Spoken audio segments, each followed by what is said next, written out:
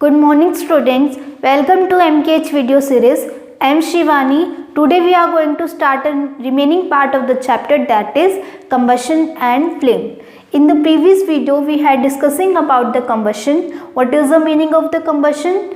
When the substance react with the oxygen and produces the heat is known as combustion. Okay. Next is inflammable substances और ignition temperature. इन दोनों के बारे में भी हमने देखा था. What is the meaning of the ignition temperature? The lowest temperature at which substance catches fire is known as ignition temperature.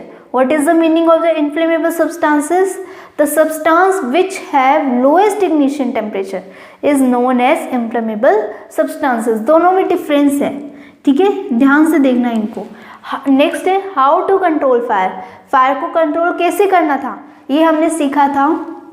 या तो हमारे पास कॉन्टैक्ट नंबर होना चाहिए किनका, फायर ब्रिगेडर्स का, और क्या होना चाहिए हमारे पास जो CO2 गैस है जिसके अंदर जो सिलेंडर होता है जिसके अंदर CO2 गैस फिल्ड रहती है वो सिलेंडर हमारे पास होना चाहिए या किसी भी ऑफिस या स्कूल में होना चाहिए जिससे कि इसकी हेल्प से फायर को एक्सटिंग्विश कर सकें. ठीक है. और ये CO2 हम और किस फेज से जनरेट कर सकते हैं? With the help of sodium bicarbonate and potassium bicarbonate we can generate the carbon dioxide and this will extinguish the fire. ठीक है. क्यों बुझ जाती है इससे फायर? क्योंकि जो कार्बन डाइऑक्साइड है वो हैवियर होती है as comparison to oxygen. So carbon dioxide surround the fire, this will surround the fire and cut the supply between the fire and air. So fire is extinguish. ये हमने last video में discuss कर लिया था. ठीक है. अब हमारा जो नेक्स्ट टॉपिक है वो है कंबशन. कंबशन क्या था? जो कोई भी सब्सटेंस है वो ऑक्सीजन के प्रेजेंस में रिएक्ट कर रहा है और हीट दे रहा है इज नोन एज कंबशन. अब कंबशन भी टू टाइप्स के होते हैं, या तो हो जाए रैपिड कंबशन या हो जाए स्पॉन्टेनियस कंबशन. ठीक है. ये दो टाइप्स के क्या होते हैं? कंबशन होते हैं. रैपिड कंबशन क्या होता है? The gas burn rapidly and produce heat and light. मतलब बहुत जल्दी, बहुत रैपिड जो है वो बर्न होते हैं, उनको हम क्या कहेंगे? Rapid combustion. For example paper पे जैसे ही आप मैस्टिक पास में ले जाते हो वैसे ही पेपर बर्न करना स्टार्ट कर देता है. तो ये किसका एग्जाम्पल हो गया? रैपिड कंबशन का. ठीक है. और ये क्या प्रोड्यूस करते हैं? हीट भी प्रोड्यूस करते हैं और लाइट भी प्रोड्यूस करते हैं. नेक्स्ट है स्पॉन्टेनियस कंबशन.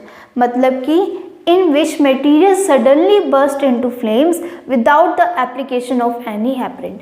अब देखो ये जो रैपिड कंबशन था इसमें क्या आया? पेपर, केरोसिन ऑयल, ये सब इसके अंदर रैपिड कंबशन के अंदर आते हैं. जैसे ही हम केरोसिन ऑयल के पास बर्न्ड मैस्टिक ले जाते हैं वैसे ही ये केरोसिन ऑयल बर्न करना स्टार्ट कर देता है. ये केरोसिन ऑयल क्या अपने आप जल गया? नहीं जला ना. हम मैस्टिक लेकर गए पास में तब जाके ये बर्न हुआ. अपने आप तो नहीं हुआ, लेकिन कुछ सब्सटेंस ऐसे हैं जो अपने आप ही बर्न होने लग जाते हैं. मतलब उनको जलाने के लिए, उनको बर्न करने के लिए किसी भी एपरेंट की ज़रूरत नहीं होती, किसी भी सोर्स की ज़रूरत नहीं होती. वो अपने आप ही बर्न होते हैं ऑक्सीजन की प्रेजेंस में. अगर हम उसको यूं ही खुला छोड़ देंगे, एयर में छोड़ देंगे यूं ही ओपनली, तो वो अपने आप बर्न करने लग जाएंगे. उनको किसी भी एपरेंट की ज़रूरत नहीं होती बर्न करने के लिए. लेकिन ये जो रैपिड कंबशन था इनमें एपरेंट की ज़रूरत होती है, इनमें सोर्स चाहिए होता है. जैसे यहाँ केरोसिन ऑयल में हमने क्या सोर्स यूज़ किया? मैस्टिक यूज़ की, जो कैसी थी? बर्न थी. ठीक है. पेपर में भी हमने क्या यूज़ किया था? मैस्टिक यूज़ की थी, जली हुई मैस्टिक यूज़ की थी, तभी पेपर जलना स्टार्ट हुआ था. क्या पेपर अपने आप जलना स्टार्ट कर देगा? नहीं ना. तो this is known as rapid combustion. And spontaneous combustion वो होते हैं जिनको बर्न करने के लिए किसी भी सोर्स की नीड नहीं हो, उनको हम क्या कहते हैं? Spontaneous combustion. ठीक है. In which material suddenly burst into the flames, suddenly burst हो जाते हैं वो. ठीक है. Without the application of any apparent, किसी भी एप्लीकेशन के, किसी भी एपरेंट की एप्लीकेशन के. Okay. This cause is called spontaneous combustion. इसको हम क्या बोलेंगे? Spontaneous combustion. For example white phosphorus. हमने देखा था व्हाइट फॉस्फोरस कितना डेंजरस था. मैच स्टिक में पहले यूज़ करते थे किसको? व्हाइट फॉस्फोरस को. जैसे हम उसको किसी सरफेस पे रब करेंगे वैसे वो बर्न करना स्टार्ट कर देगा. लेकिन व्हाइट फॉस्फोरस बहुत ज़्यादा डेंजरस होता है। अगर हम उसको सिंपल इसी फॉर्म में जो हमने मैच स्टिक में लगाया था उसको तो हमने इसके साथ मिक्स किया था, लेकिन अगर हम सिर्फ वाइट फॉस्फोरस को यूं ही रख देंगे ना तो वो अपने आप बर्न करने लग जाएगा। इतना डेंजरस होता है ये, इसीलिए इसको क्या बोलते हैं, स्पॉन्टेनियस कंबशन। ये किसको शो करता है, स्पॉन्टेनियस कंबशन को। ठीक है, नेक्स्ट है spontaneous forest fire due to heating of sun. और क्या एग्जांपल है स्पॉन्टेनियस कंबशन की, फॉरेस्ट फायर। जो हमने फॉरेस्ट फायर पढ़ी थी, कैसे हुई थी फॉरेस्ट फायर, जो सन से जो हीट मिल रही थी, बहुत ज़्यादा हीट मिल रही थी सन से, तो फॉरेस्ट थे उनमें क्या लग गई थी, फायर लग गई थी। तो ये भी कैसा एग्जांपल है, स्पॉन्टेनियस का, स्पॉन्टेनियस कंबशन का। So spontaneous forest fire due to the heat of sun. ठीक है, और किस वजह फॉरेस्ट में फायर लग सकती है, due to carelessness of human beings, human being की केयरलेसनेस से। जैसे कि अब कहीं पे आप पिकनिक बनाने गए, फॉरेस्ट में आप पिकनिक बनाने गए, वहाँ आपने क्या किया, वहाँ फायर को यूं ही छोड़ दिया, मतलब आपकी पिकनिक ख़त्म हो गई, अब आप वापस अपने होम जा रहे हो और वहाँ पे जहाँ पर आपने फ्लेम जलाई थी, जहाँ पर आपने कंबशन किया था, वुडन्स जलाई थी, जो भी आपने फायर जलाई थी, उसको आप यूं ही छोड़ा है, उसको आपने एक्सटिंग्विश ही नहीं किया। तो धीरे धीरे वो जो फायर है उसकी हीट बढ़ेगी, हो सकता है वो नीचे किसी भी जो भी ड्राई लीव्स वगैरह पड़ी है वो जो फायर कैच कर ले, और फायर कैच करेगी तो पूरे फॉरेस्ट में वो फायर फैल जाएगी, जिस वजह से जो फॉरेस्ट है उसमें फायर लगती है। तो ये भी एक रीज़न है किसका, स्पॉन्टेनियस फॉरेस्ट फायर का। So camp fire must be extinguished before living a forest. तो हमें हमेशा कैंप फायर को एक्सटिंग्विश कर देना चाहिए बिफोर लिविंग अ फॉरेस्ट। ठीक है, नेक्स्ट है crackers is ignited a sudden reaction.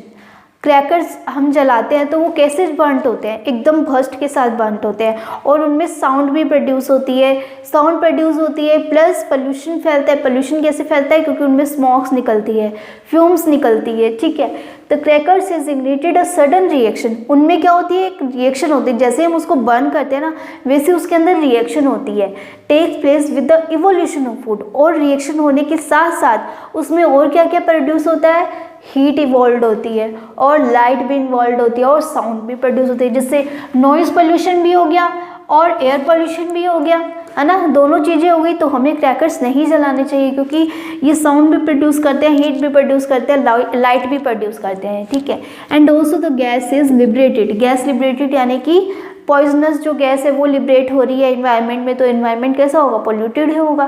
ठीक है, reaction is known as explosion. अब ये जो रिएक्शन हो रही है क्रैकर्स के अंदर, उस रिएक्शन का नाम क्या है, एक्सप्लोजन्स। इसलिए हम बोलते हैं जो क्रैकर्स होते हैं वो कैसे होते हैं, एक्सप्लोजिव्स होते हैं। ठीक है, क्यों होते हैं, क्योंकि उनके अंदर ये रिएक्शन होती है। ठीक है, नेक्स्ट है प्रेशर अप्लाइंग।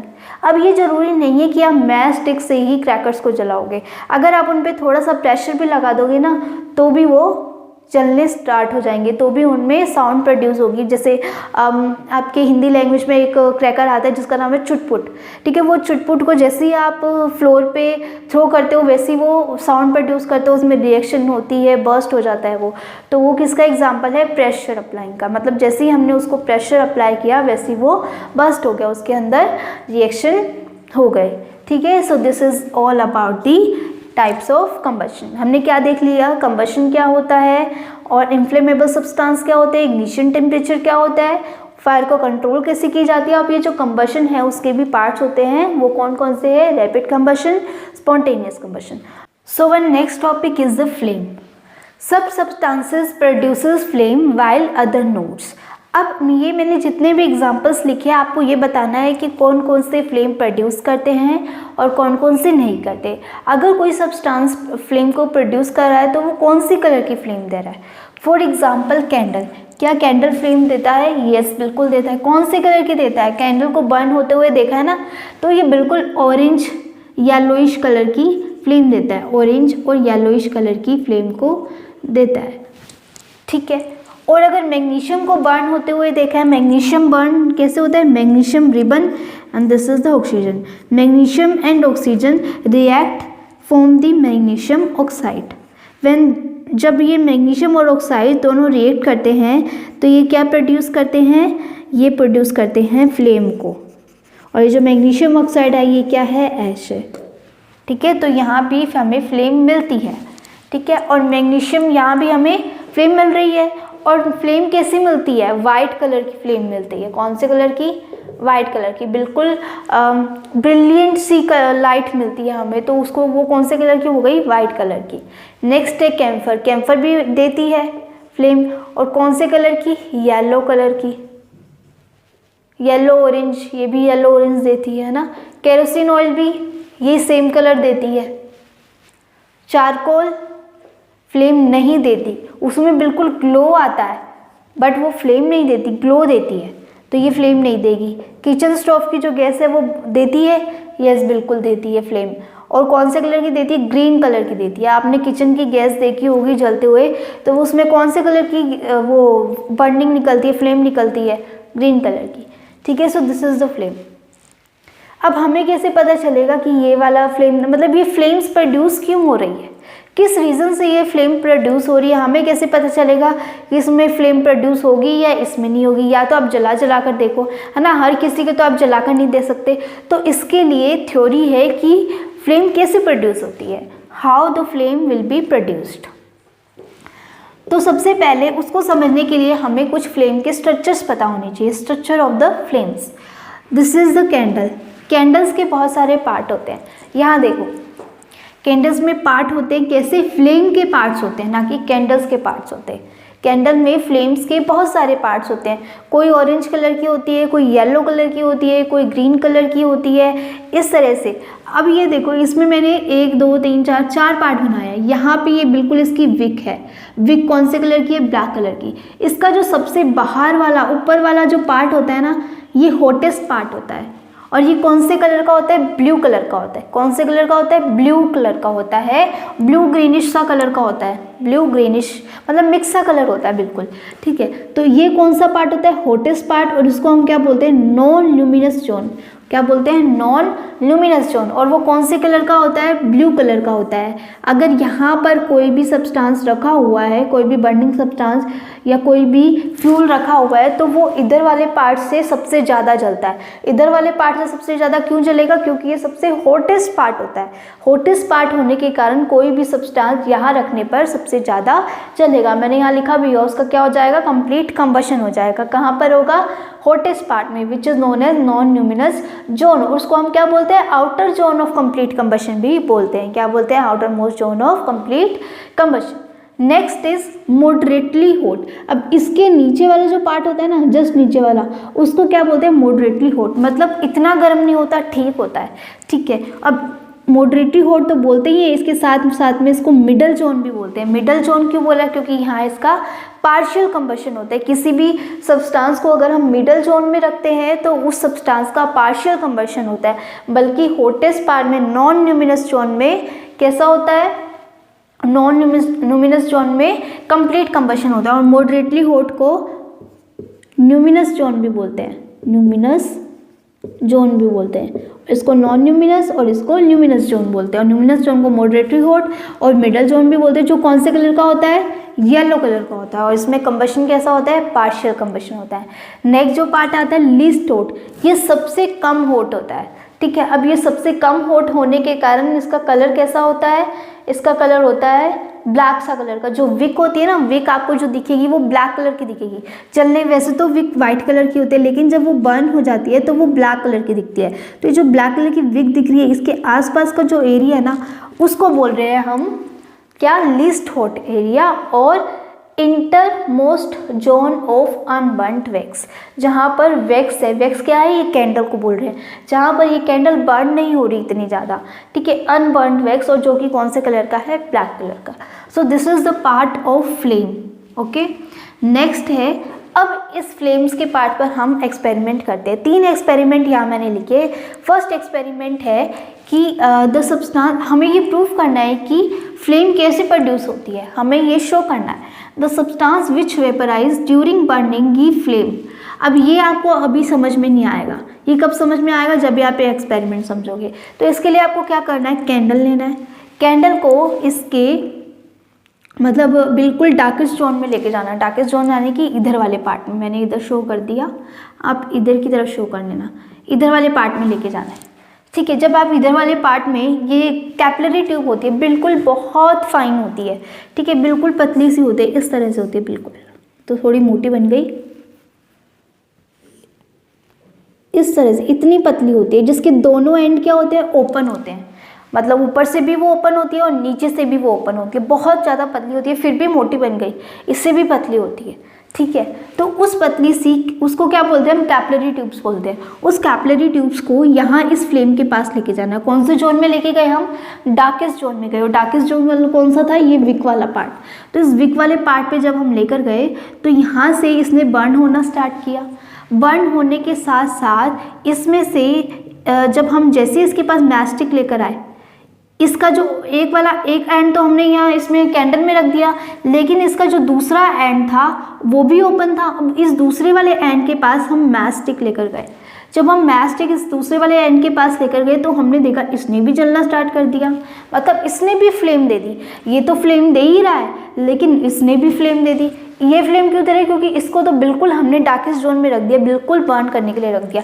लेकिन इस मैस्टिक को तो हमने इसके साथ टच भी नहीं किया, फिर भी ये बर्न करने लग गया। और ना ही इसके ऊपर कोई विक लगी हुई तो भी ये बर्न करने लग गया।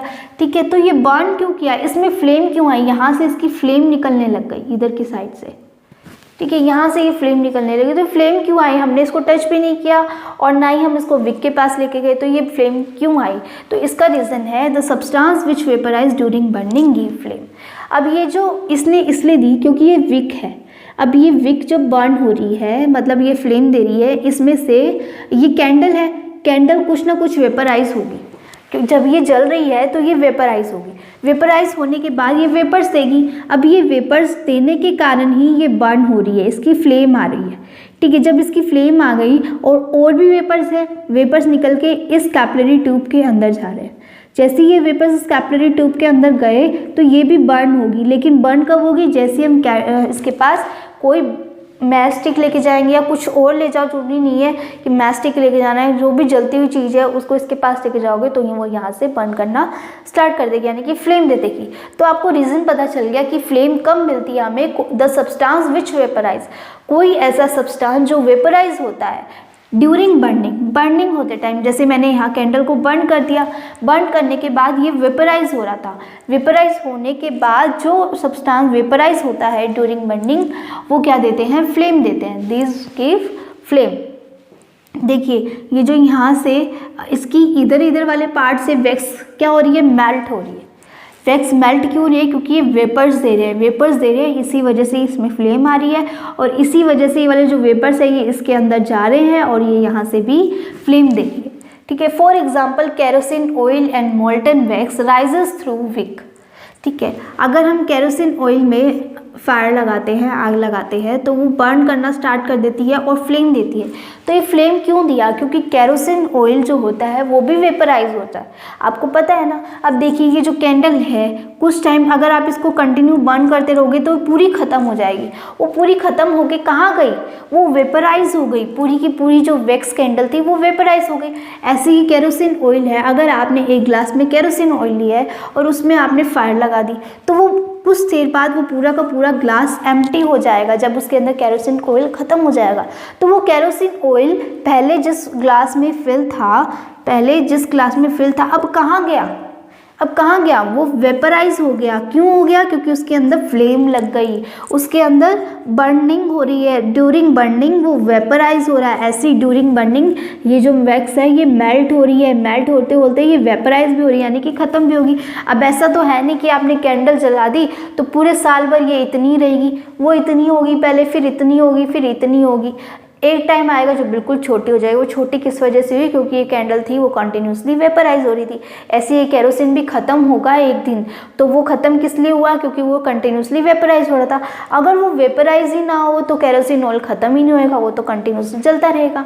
ठीक है, सो ऐसे सब्सटेंस जो बर्निंग ड्यूरिंग बर्निंग वेपर्स दे रहे हैं वो क्या प्रोड्यूस करते हैं, फ्लेम प्रोड्यूस करते हैं। For example kerosene oil and molten wax rises through wick के थ्रू राइज करते हैं एंड वेपराइज, और वेपराइज भी होते हैं ड्यूरिंग बर्निंग, और जलते टाइम वो क्या प्रोड्यूस करते हैं, वेपर्स प्रोड्यूस करते हैं। सो इसकी वजह से उनमें फ्लेम प्रोड्यूस होती है। इसलिए अब आपको यहाँ रीज़न पता चला कि कैंडल फ्लेम क्यों देती है, क्योंकि कैंडल भी क्या होती है, कैंडल भी वेपराइज होती है, कैंडल एक दिन ख़त्म हो जाएगी अगर हम उसको कंटिन्यूसली बर्न करते रहेंगे। ठीक है, मैग्नीशियम भी क्यों फ्लेम देते हैं, क्योंकि हमने यहाँ रिएक्शन देखी थी कि क्या दे रहा था, मैग्नीशियम ऑक्साइड दे रहा था। हमने पूरा मैग्नीशियम का एक रिबन लिया था इस तरह से। अब ये मैग्नीशियम के रिबन को जैसे ही हमने बर्न किया तो ये पूरा का पूरा किस में कन्वर्ट हो गया, ऐश में कन्वर्ट हो गया। ऐश में यानी कि राख में कन्वर्ट हो गया। अब राख में कन्वर्ट हो गया यानी कि पूरा का पूरा मैग्नीशियम ख़त्म हो गया। ख़त्म क्यों हो गया ये पूरा मैग्नीशियम, क्योंकि ये वेपराइज हो रहा था, और जो चीज़ वेपराइज होती है वो क्या प्रोड्यूस करती है, फ्लेम प्रोड्यूस करती है। ठीक है, नेक्स्ट कैम्फर भी ख़त्म हो जाता है, केरोसिन ऑयल भी ख़त्म हो जाता है, चारकोल ख़त्म होता है। अगर आपने कोयला देखा हो वो बर्न हो जाता है तो वो बिल्कुल वाइट से कलर का हो जाता है, बर्न होने के बाद वो वाइट कलर का हो जाता है। तो ऐसा तो है नहीं कि वो ख़त्म ही हो गया, है तो सही वहाँ पर पड़ा तो है ही, बस ये बात है कि वो वाइट कलर का हो गया, कलर चेंज हो गया। पहले ब्लैक कलर का था या फिर मतलब बिल्कुल कोल जैसा दिखता है। चारकोल क्या होता है, एक वुडन होती है, मतलब जली हुई वुड होती है। ठीक है, तो उस वुडन जो दिखती है वो बिल्कुल चारकोल जैसी होती है, तो हम मेनली इसको कोल कंसिडर कर लेते हैं। तो कोल है वो बिल्कुल वाइट कलर का ही दिखेगा, ऐसा तो है नहीं कि वो पहले ब्लैक कलर का था अभी भी ब्लैक कलर का दिख रहा है, बस सिर्फ कलर चेंज हुआ है तो वो वही का वही। ठीक है, तो चारकोल है इसलिए फ्लेम नहीं देता क्योंकि वो वेपराइज नहीं होता। ठीक है, किचन स्टोव फ्लेम क्यों देती है, क्योंकि किचन में जो सिलेंडर यूज़ करते हैं हम, सिलेंडर में क्या फिल रहती है, गैस फिल रहती है। अब आपने देखा होगा, सुना होगा कि गैस ख़त्म हो गई। अब गैस ख़त्म क्यों हुई, क्योंकि आप उसको जला रहे हो, बर्न कर रहे हो तो वो गैस वेपराइज हो रही है, यानी कि वो ख़त्म तो होगी, वेपराइज हो रही है कोई चीज़ तो वो ख़त्म तो होगी ना, इसीलिए वो फ्लेम प्रोड्यूस करती है। ठीक है, इसके समझने के लिए एक और अच्छा एग्जांपल है, एक कंटेनर लो, उसके अंदर वाटर फिल कर दो, इसको स्टोव पे रख दो। ठीक है, अब थोड़ी देर बाद आप इसको बॉईल करते रहोगे तो आप देखोगे कुछ टाइम बाद ये पानी ख़त्म हो जाएगा। मतलब अगर आप इसको कंटिन्यूसली बॉईल करते रहोगे तो ये पानी ख़त्म हो जाएगा। पानी ख़त्म क्यों हो गया, क्योंकि ये पूरा का पूरा पानी किस में कन्वर्ट हो गया, वेपर्स में कन्वर्ट हो गया। सो हमें पता चल गया कि बर्न करने से ये पानी वेपर्स में कन्वर्ट हो रहा है। ठीक है, सो दिस इज़ यही कंसेप्ट हमने यहाँ लगाया है, किसमें, फ्लेम में। ठीक है, अब सेकंड जो एक्सपेरिमेंट है उसको देखो। कैंडल ली है, ये एक ग्लास ट्यूब सी है, मतलब इस तरह से प्लेट होती है, ग्लास प्लेट होती है। ठीक है, उस ग्लास प्लेट को बिल्कुल छोटी सी होती है, ऐसे नहीं है बहुत बड़ी होती है, छोटी सी होती है।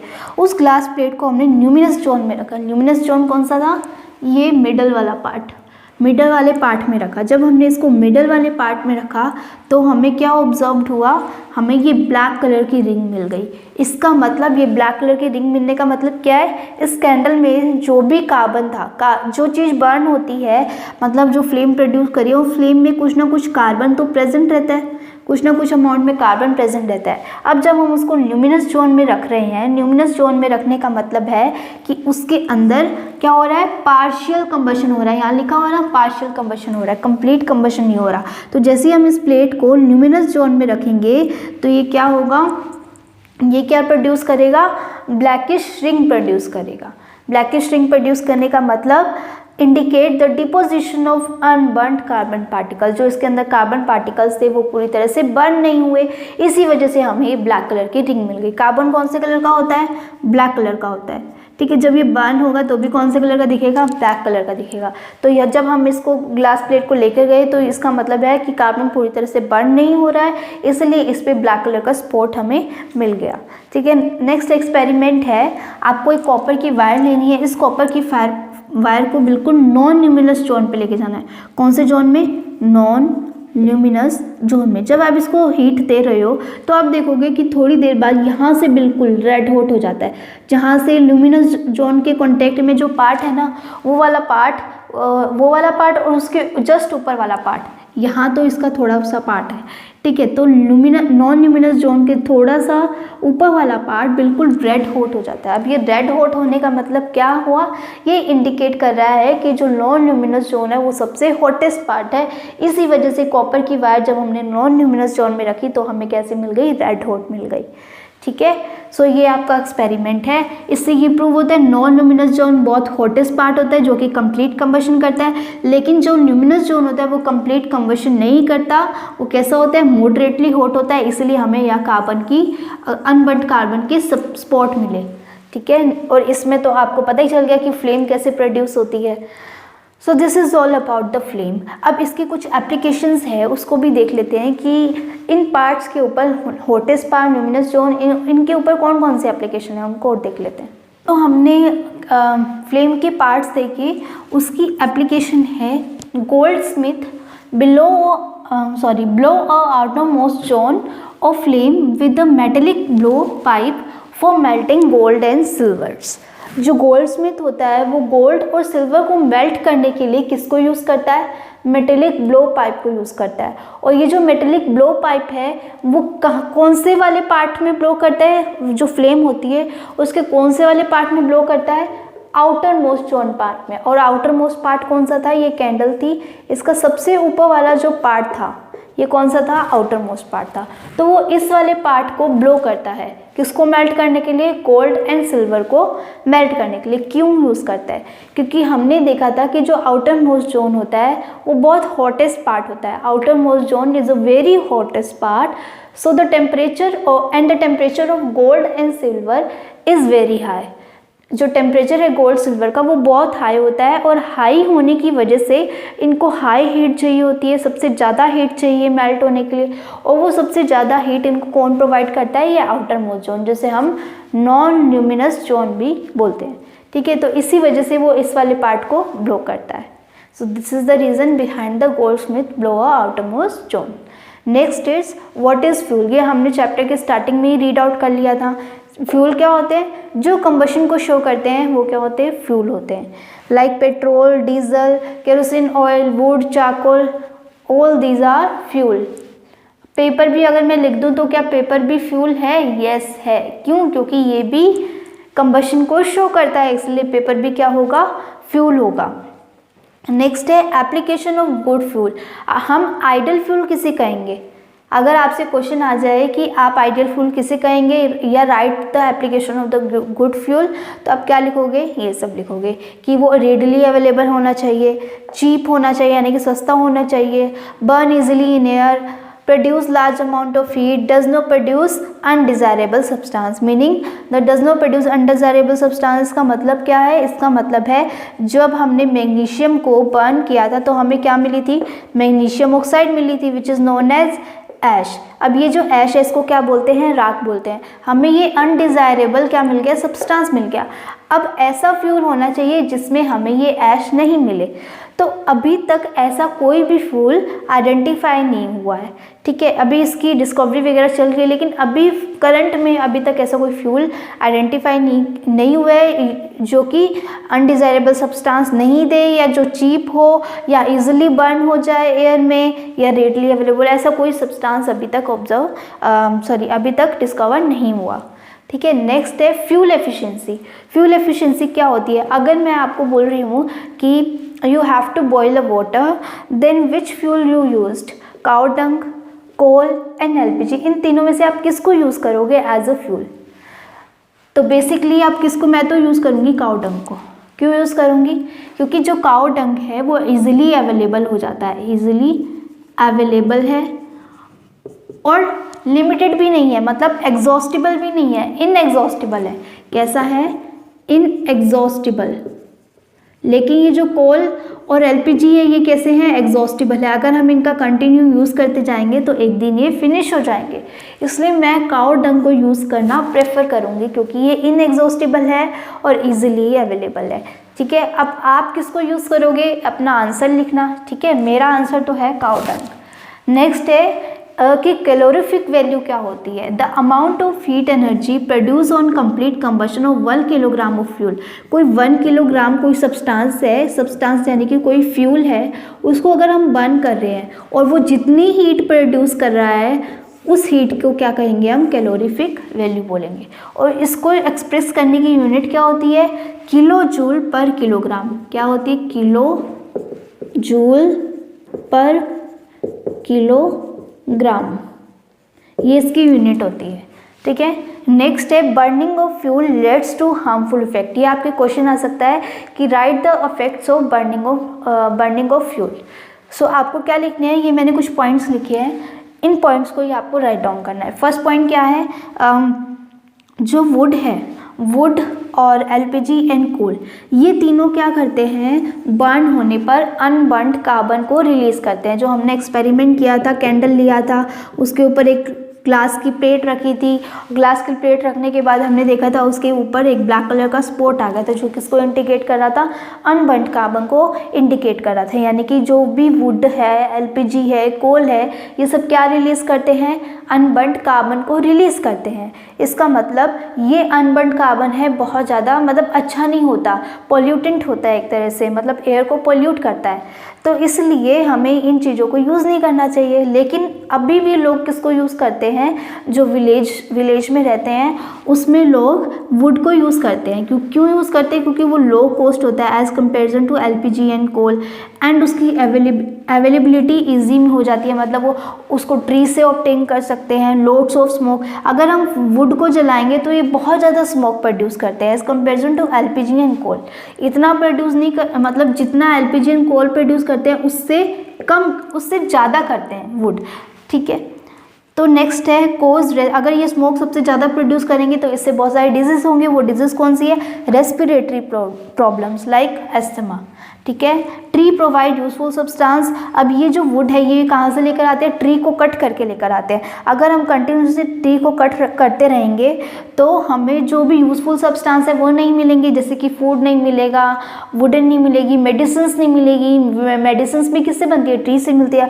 कंटिन्यूसली अगर हम ट्रीज़ को कट कर रहे हैं तो हमें मेडिसिन भी नहीं मिलेगी।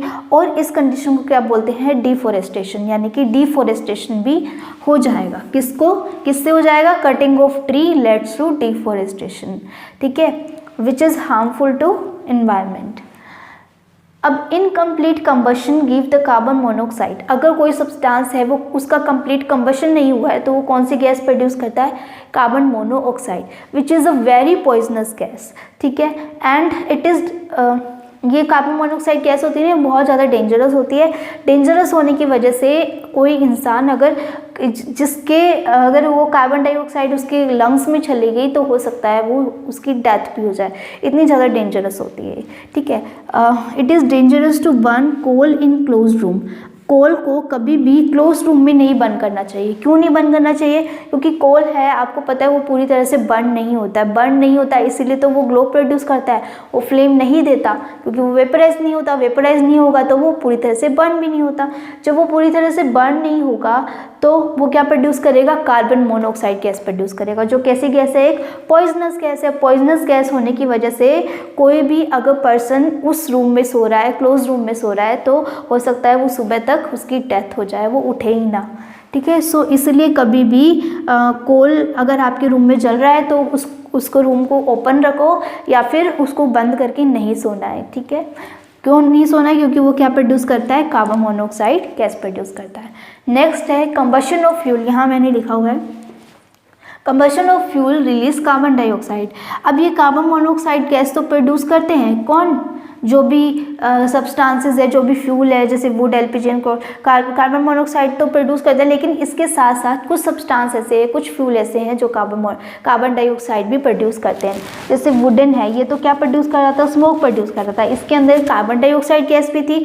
और जो कोल था उसके अंदर क्या हो गया, कार्बन मोनोऑक्साइड प्रेजेंट थी, प्लस कार्बन डाइऑक्साइड भी इसके अंदर प्रेजेंट है। एलपीजी है वो भी कार्बन डाइऑक्साइड प्रोड्यूस करता है। ठीक है, तो कार्बन डाइऑक्साइड प्रोड्यूस करेंगे तो इन्वायरमेंट में कार्बन की कंसंट्रेशन इंक्रीज हो जाएगी। कार्बन की कंसंट्रेशन इंक्रीज होने से ग्लोबल वार्मिंग हो जाएगी। ग्लोबल वार्मिंग क्या होती है, rise in temperature of atmosphere of earth. अगर अर्थ की टेम्परेचर में राइज हो जाए, मतलब अर्थ का जो नॉर्मल टेम्परेचर है उससे बढ़ जाए, बहुत ज़्यादा गर्मी पड़ जाए, तो उसको हम बोलते हैं ग्लोबल वार्मिंग। वार्मिंग से लिंक क्लियर है, वार्म यानी कि गर्म, तो यानी कि अगर टेम्परेचर बढ़ जाए अर्थ का तो उसे हम क्या कहेंगे, ग्लोबल वार्मिंग कहेंगे। और ग्लोबल वार्मिंग के इफेक्ट्स क्या हैं, ये क्या रिजल्ट आते हैं इसके, कि ग्लेशियर्स को मेल्ट कर देते हैं। अगर ग्लेशियर्स मेल्ट होंगे तो सी का लेवल है वो भी बढ़ेगा।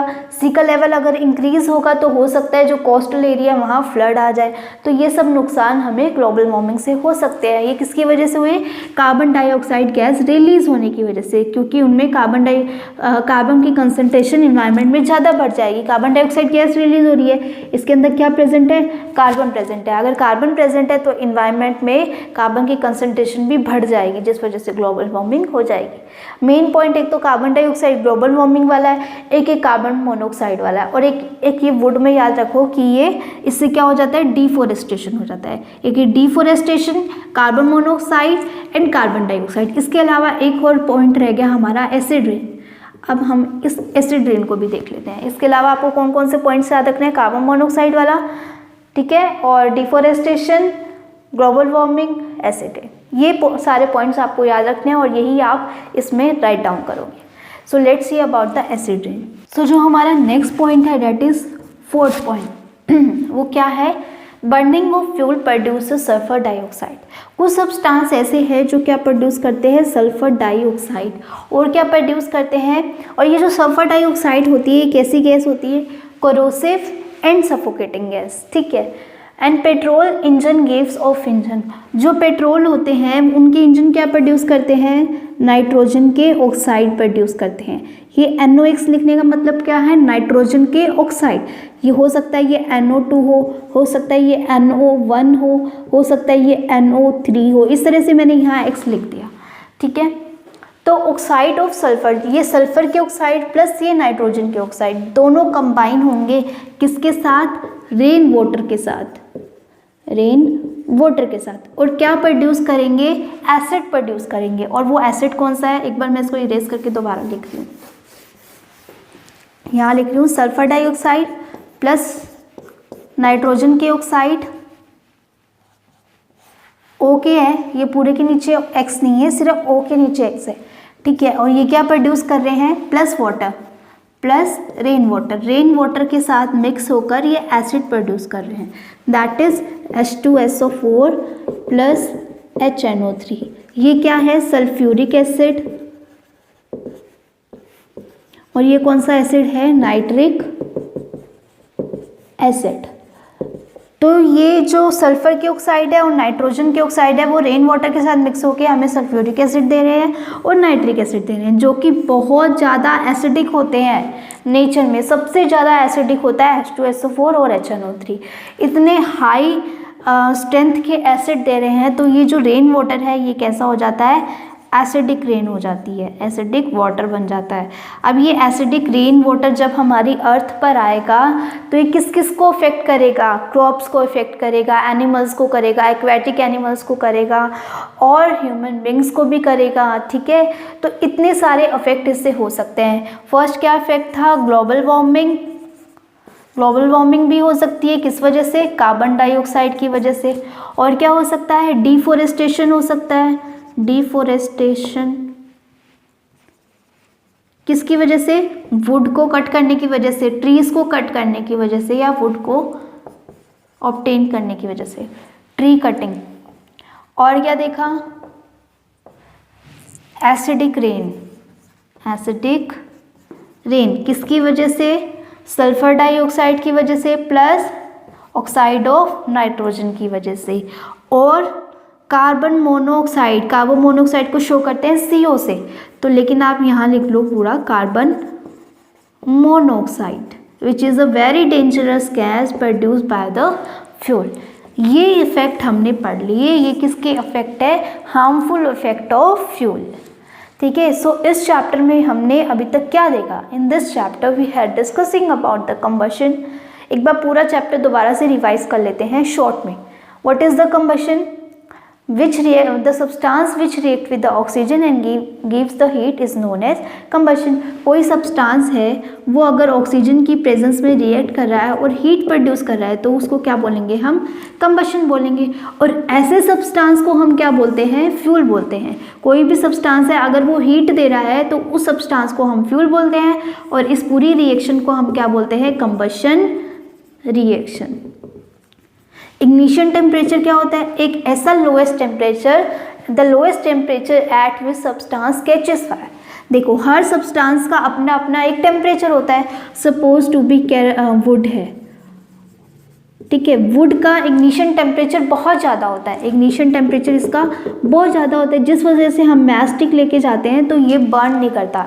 लेकिन जैसे ही हम इसके अंदर केरोसिन ऑयल डाल देते हैं और हम मैस्टिक इसके पास ले जाएंगे तो वैसे ही केरोसिन ऑयल जलना स्टार्ट हो जाएगा, जिस वजह से वुड भी जलनी स्टार्ट हो जाएगी।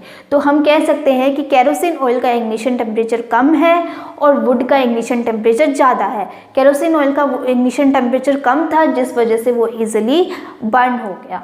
ठीक है, तो इग्निशन टेम्परेचर समझ में आ गया। इनफ्लेमेबल सब्सटेंसेस कौन से होते हैं? जो ईजिली फायर को कैच कर लेते हैं, जैसे केरोसिन ऑयल। और ये केरोसिन जो ऑयल था उसका इग्निशन टेम्परेचर कम था, जिसका इग्निशन टेम्परेचर कम होता है वो फायर को ईजिली कैच कर लेता है, और ऐसे सब्सटेंस को हम क्या बोलते हैं? Inflammable substances. नेक्स्ट है CO2 सिलेंडर। CO2 सिलेंडर क्या होता है, कैसे इसमें CO2 गैस फिल्ड होती है, ये सब मैंने आपको बता दिया। ठीक है, नेक्स्ट है टाइप्स ऑफ कंबशन।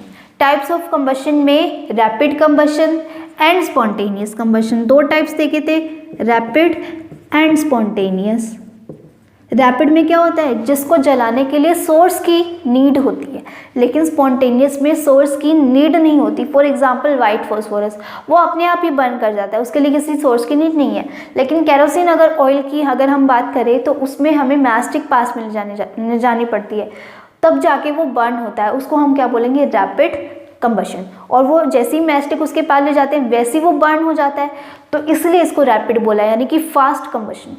ठीक है, नेक्स्ट है एक्सप्लोजन्स। ये किस में होते हैं? मोस्टली क्रैकर्स में होते हैं। ठीक है, क्रैकर्स में जो रिएक्शन होती है उस रिएक्शन का नाम क्या है? एक्सप्लोजन्स। ठीक है, नेक्स्ट है फ्लेम। फ्लेम क्या होती है, फ्लेम कैसे प्रोड्यूस होती है, और फ्लेम की स्ट्रक्चर क्या है, ये सब हमने देख लिया। फ्लेम की सबसे ऊपर वाले पार्ट को आउटर मोस्ट जोन और नॉन ल्यूमिनस जोन, मिडल वाले पार्ट को ल्यूमिनस जोन, और सबसे लास्ट वाले पार्ट को डार्क जोन कहते हैं। ठीक है, और जो स्ट्रक्चर ऑफ फ्लेम में फ्लेम कैसे प्रोड्यूस होती है, क्योंकि जो भी वैक्स कैंडल है या वुड है वो वेपराइज होते हैं, जो सब्सटेंस वेपराइज होगा वो फ्लेम को प्रोड्यूस करेगा। ये भी हमने सीख लिया। ठीक है, और फ्यूल एफिशिएंसी क्या होती है, इसके लिए हमने कैलोरीफिक वैल्यू पढ़ी थी, और उसकी यूनिट क्या थी? किलो जूल पर किलोग्राम, किलो जूल पर किलोग्राम। नेक्स्ट हमने डिस्कस किया हार्मफुल इफेक्ट ऑफ फ्यूल। इसमें आपको कौन कौन सी बातें याद रखनी है? Global warming, carbon monoxide, deforestation and acidic rain, ये बातें आपको इसमें याद रखनी है। सो यहाँ आपका चैप्टर कंप्लीट हो गया। ठीक है, this is all about your chapter. Thank you so much for watching. Have a nice day.